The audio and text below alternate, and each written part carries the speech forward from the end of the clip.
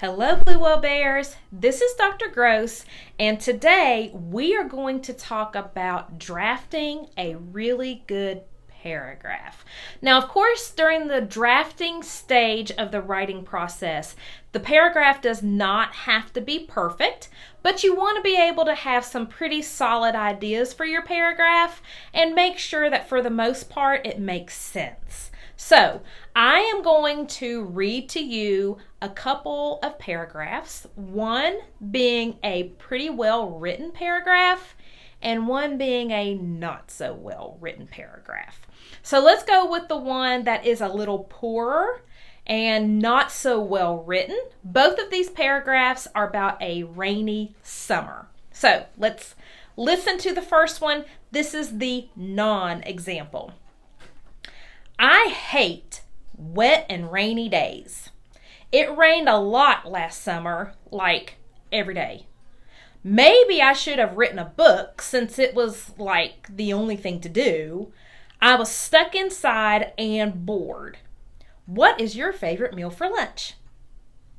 Okay, so let's talk about that paragraph for just a second. A couple of things that you need to take note. Number one, did it sound like a really positive paragraph?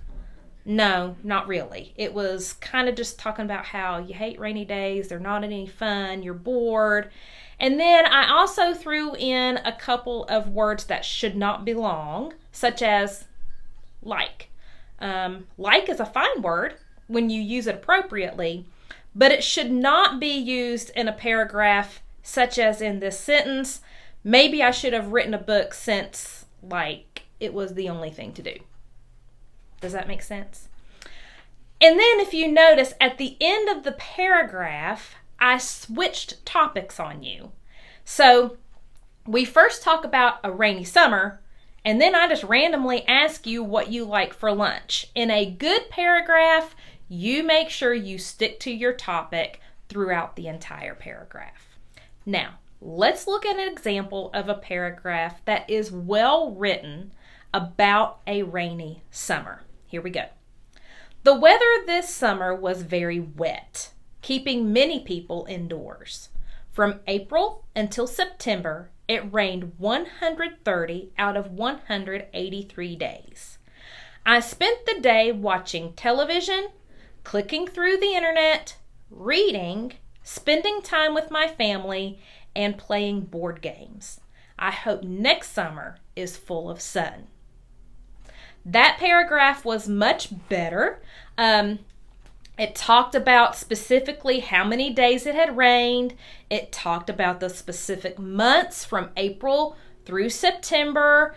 And it also ended on a positive note saying, I hope next summer is full of fun. And you also listed specific things that you did during those rainy days. So keep all these things in mind when you are writing a solid paragraph. Also, what you need to remember is that although you cannot see these things when you read paragraphs, you want to make sure that your spelling is correct.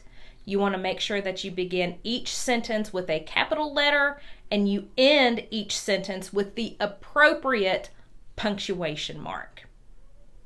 So, I hope you learned something today. If you need help with writing paragraphs, you can always refer to this video. I'm always here to help and support you as much as I possibly can. Boys and girls, thank you for hanging with Dr. G, and we'll see you at school.